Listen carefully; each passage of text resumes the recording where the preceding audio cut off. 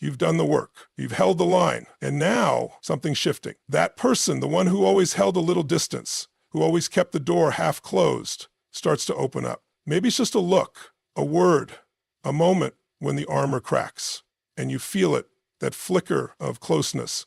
Now hear me. This is where most people sabotage the connection. Why? Because the moment we feel them getting close, our own fear jumps in. We grab, we rush, we start scripting the future before the present has had a chance to breathe. And in doing that, we recreate the very thing they're terrified of, losing themselves. You need to know this. When someone avoidant gets close, they are not giving you everything. They're offering you a seed. And what you do with that seed determines whether it grows into a forest or dries up in your palm. You cannot force it. You cannot fix them. Your job isn't to explain the future or extract promises. It's to create emotional safety without needing emotional certainty. That's power. That's emotional leadership. That's love with discipline. So how do you respond? You breathe. You ground. You stay still enough to hear what's unsaid. You don't match their fear with urgency. You meet it with peace. Because you're not there to win them, you're there to witness them. And when they feel seen without being pursued, they begin to believe closeness isn't a trap, it's freedom. This is the shift. This is the breakthrough. You become the safe space they never had. Not by being perfect, but by being present. And let me tell you something, Divine. Real connection doesn't demand performance. It invites presence. When you let go of control, you make room for truth. When you stop needing the story to move faster, you allow love to root deeper. So if they lean in, don't flinch. Don't leap. Just meet them. Match their pace. Honor the small steps. And every time you want to chase, pause and choose to trust instead. Because the strongest relationships aren't built on speed or certainty. They're built on rhythm. And once you catch the rhythm of a healing heart, everything changes. This isn't about fixing an avoidant. It's about becoming someone who doesn't need to fix it all. Because love isn't about control. It's about alignment. And when you learn to walk with someone instead of pulling them, you don't just keep them. You liberate them. That's when real intimacy begins. When an avoidant begins to get close, it's a powerful and delicate moment. For them, closeness isn't casual, it's a high-stakes emotional risk. What looks small to you, an honest sentence, prolonged eye contact, a confession about their past, is a massive step for someone who has spent a lifetime protecting their space. Most people misinterpret this gesture. They assume it means the floodgates are open, that the walls are down, and now it's time to rush in, take more, ask more, give more. But that mindset often becomes the very thing that pushes the avoidant person right back into their shell. You need to understand that their vulnerability isn't a green light to accelerate. It's a gift being offered with trembling hands. It's an invitation to a space they rarely share. And if you misread it as a signal to press forward, to dive into deeper emotional territory too quickly, you unknowingly recreate the exact pressure they've been trying to avoid. This is where sabotage often begins, not out of malice or carelessness, but out of misunderstanding. The key is restraint fueled by awareness. When you recognize that their opening up is not a sign of complete comfort, but a test of emotional safety, your response becomes wiser. Instead of jumping into what does this mean for us, or does this mean we're finally getting somewhere, you ground yourself. You stay curious, but still. You let the moment breathe. You don't immediately try to label the progress or capture it with promises. You simply receive it. That's what builds trust. When you respond with quiet presence instead of urgency, you send a different message. You don't need to rush. You don't need to give me everything. I'm here, and I see you. That kind of emotional posture allows an avoidant to feel safe in closeness. It tells them that vulnerability won't be exploited, rushed, or turned into a performance. It tells them their pace is okay. And let's be honest, this also requires deep inner work on your part. It demands that you quiet your own anxious need for reassurance, for labels, for clarity. It means holding space for discomfort without needing to control it. When you can be with someone's fear without trying to fix it, you become someone they can finally let down their guard around. This is emotional maturity in action, not asking more from the moment than what it's here to give, not turning a vulnerable gesture into a future contract, and not confusing progress with permission. When you truly recognize their vulnerability as a sacred gift rather than an open door to your needs, you not only respect their boundaries, you honor your own strength. That's how trust grows. That's how real, lasting connection is built, one patient, conscious moment at a time. When someone with avoidant tendencies starts to lean in, the energy you bring to that moment can either nourish the connection or quietly undo it. This is where most people unconsciously shift into expectation mode. You start attaching meaning to their openness, wondering what it implies, assuming it means they're finally ready, and subtly expecting them to maintain or escalate that level of connection. That's the trap. The moment you shift from gratitude to expectation, your energy changes. And for someone who is sensitive to emotional pressure, that shift is loud. People often think it's their words or behaviors that scare an avoidant away, but more often, it's the energy behind the interaction. You might be saying the right things while energetically clinging to an outcome. You may appear calm, but internally be rushing, hoping, strategizing. That energy becomes felt, and an avoidant person, already wired to detect emotional overwhelm as danger, picks up on it instantly. Even if they can't consciously name it, they begin to retreat, not because of what you said, but because of what they felt underneath your words. Now imagine this instead. You respond to their closeness with gratitude, not agenda. You don't turn it into a stepping stone for a bigger conversation. You simply receive it and meet them with warm, grounded presence. You don't need anything more from them in that moment.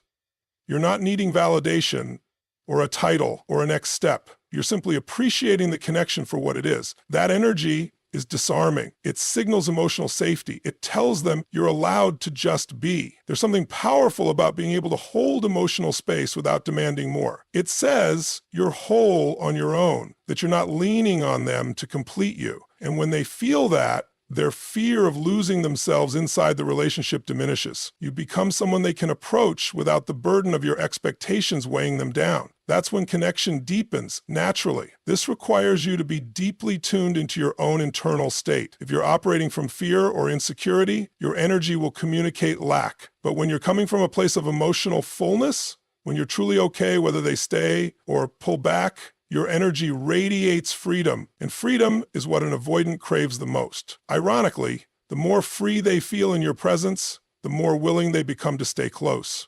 The shift from expectation to energy is subtle but transformative. Instead of thinking, what does this mean? Or where is this going? You lean into the present moment and simply say to yourself, this is beautiful. I'm here for this. I don't need more than this. That internal posture changes everything. It makes space for connection to grow without the pressure of performance. And that's where real intimacy lives. Not in what you say or ask for, but in the energy you bring when nothing is demanded and everything is appreciated. When someone avoidant begins to open up emotionally, your ability to stay grounded becomes one of the most powerful forces in the relationship. This is not the time to emotionally grab, to try to extract more intimacy, or to cling to the moment in hopes that it lasts. It's the time to become the emotional anchor, stable, calm, and deeply centered within yourself. Avoidants are not drawn to chaos or intensity. They're repelled by it. What they seek, even if unconsciously, is safety. And safety is not found in emotional intensity, is found in emotional grounding. Your presence, your tone, even your breathing, all communicate either stability or urgency. Emotional grabbing can be incredibly subtle. It's not just saying too much or moving too fast. It's the internal neediness that shows up as trying to define what this moment means. Needing constant affirmation or emotionally leaning in too far too fast. When you do that, you're no longer present. You're projecting. You're reaching for something outside of yourself to create security. And avoidants feel that as pressure. But when you ground yourself, truly ground, you become a safe place for closeness to exist. You're not reacting, you're not rushing, and you're not trying to hold on. You're simply present. And that grounded presence says to the other person, I can handle your truth. I don't need you to be more open than you're ready to be. I'm not here to fix or fill the space. I'm here to be with you in it. That kind of energy is healing for someone with avoidant tendencies, because most of their life, closeness has come with a cost, being expected to perform emotionally, losing autonomy, or being consumed by someone else's needs. But when you offer emotional grounding, you create a new experience. Connection without the fear of collapse. They begin to associate your presence with peace, not pressure. And that is the foundation of trust. You must become deeply aware of your own nervous system. Learn to regulate yourself, especially in those moments when you feel hopeful, excited, or scared of losing the connection. Emotional grounding doesn't mean you suppress your feelings. It means you hold space for them without needing to act on them. You can feel joy without grabbing, feel connection without chasing, and feel uncertainty without collapsing. There's nothing more powerful than being with someone and not needing to control the outcome. That emotional stillness is magnetic. It draws the other person in, not because you're doing anything special, but because you're not doing too much. You're not adding chaos to their already complex inner world. You're simply creating a calm space where they can rest, open, and connect at their own pace. This is what creates real momentum in a relationship with an avoidant. Not the grand gestures or intense conversations, but your consistent ability to stay emotionally rooted. You become the place where fear relaxes and trust begins to breathe. And when trust breathes, love finds room to grow. When you're in a connection with someone who leans avoidant, one of the most important disciplines you must master is staying in the present. When they begin to open up, even in small ways, it's natural to feel a surge of hope, excitement, or the desire to interpret the moment as a signal that the relationship is finally progressing. But this is where things often go wrong. The mind starts jumping ahead, wondering what it all means, imagining a future together, thinking of next steps or how to build on this progress. That's when the pressure begins to seep in, even if you don't speak it aloud. An avoidant can feel that shift immediately. They sense the energy move from presence to projection, and projection feels unsafe. It reminds them of past experiences where closeness came with expectations or demands. When they start to feel emotionally boxed into a future they haven't agreed to, their instinct is to retreat, not because they don't care, but because they're trying to protect their sense of freedom and identity. What they need in that vulnerable moment is not a vision of what's next, but the safety of what's now. The present is where real connection happens. The present is where healing begins. When someone avoidant opens up, they are not looking to be caught in a plan. They are looking to be met. They want to feel that their vulnerability is enough as it is, without it becoming a gateway to obligation. If they feel you are emotionally safe now, they will come closer. But if they feel the moment is being used as a stepping stone to something they didn't sign up for, the door quietly begins to close. This requires emotional discipline from you. It means being able to sit in the moment without trying to make it mean more than it does. It means receiving affection or openness without asking, so what are we? It means holding space for what is, not what could be. That's not detachment, that's presence. And presence is what creates the conditions for trust to deepen. There's incredible power in learning to be fully available right now without demanding emotional guarantee. When you master that, you become someone who's no longer driven by fear or fantasy. You're not trying to speed things up or slow them down. You're simply aligned with the rhythm of real connection, which always unfolds moment by moment. The avoidant needs to feel that you're not waiting for the next version of them to arrive, that who they are right now is enough, that they don't have to perform or commit or declare anything just to be accepted. When you anchor yourself in the present, you give them the experience of connection without control. That's rare, and that's what makes you different from everyone who came before. Let go of the future, it will come. But trust is always built in the present. Stay there. That's where the magic is. When someone with avoidant tendencies begins to get close, your natural instinct might be to fill the space between you, to talk more, ask more, give more, or interpret their behavior. You may feel compelled to fill the silence with reassurance or the uncertainty with clarity, but what the moment truly requires is presence, not pressure. Connection, not control. Holding space means allowing the interaction to exist without immediately trying to define it, steer it, or explain it. It's the art of simply being, without interrupting what's unfolding. Avoidants often feel suffocated not by the presence of another person, but by the emotional expectations that follow connection. The minute they begin to open up, many people rush to fill the emotional space with questions, plans, or hopes. But that intensity, even of loving, can feel invasive. It turns a gentle moment of trust into something they must now manage. The pressure to reciprocate, to match your emotional depth, or to commit to something more than they're ready for can quickly overwhelm them. Instead, the challenge and the invitation for you is to stay grounded and quiet in the presence of intimacy, not emotionally shut down, not detached, but present. You don't need to fix the moment or enhance it. You simply hold it. That stillness becomes a signal of emotional safety. It tells the avoidant person, you are safe to be where you are. I'm not going to rush you forward or pull you deeper than you're ready to go. There's tremendous strength in restraint.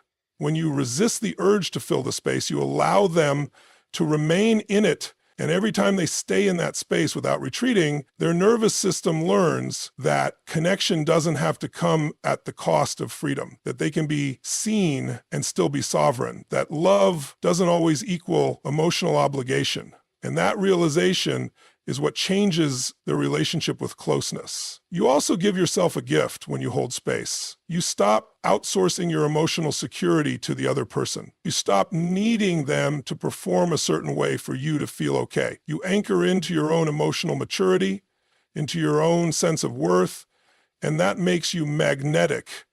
It makes you trustworthy. It makes you someone who doesn't need to chase intimacy because you already carry it within. Holding space doesn't mean doing nothing. It means doing the most powerful thing of all, staying fully present without manipulation. You're listening without trying to reply, you're observing without judging, you're feeling without demanding, and in doing so, you become a rare presence in their life, one they don't feel the need to run from. Not everyone can do this. It takes practice, it takes patience.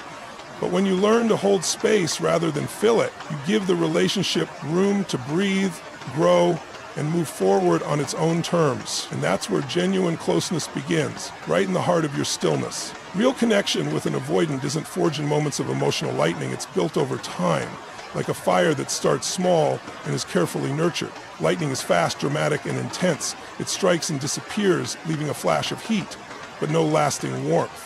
That's what happens when you try to force closeness or rush intimacy with someone who's wired to be cautious with their emotions. It may feel powerful in the moment, but it doesn't last. It burns too quickly, and often it leaves both people feeling scorched and confused. Instead, the relationship needs to unfold like a fire. Steady, slow, consistent. A fire needs space. It needs oxygen. It needs to be tended to without being smothered. And most importantly, it needs time to grow into something stable and strong. The same is true for emotional closeness with an avoidant. They need to feel the heat of your care without being consumed by it. They need to know you're consistent, not explosive. That you show up with calm warmth, not flashes of intensity that overwhelm their nervous system. Avoidants don't trust intensity because intensity often lacks stability. Maybe in their past, intense connections came with manipulation, chaos, or unspoken expectations. So when things move too fast, emotionally, even with good intentions, their instincts kick in and say, this isn't safe.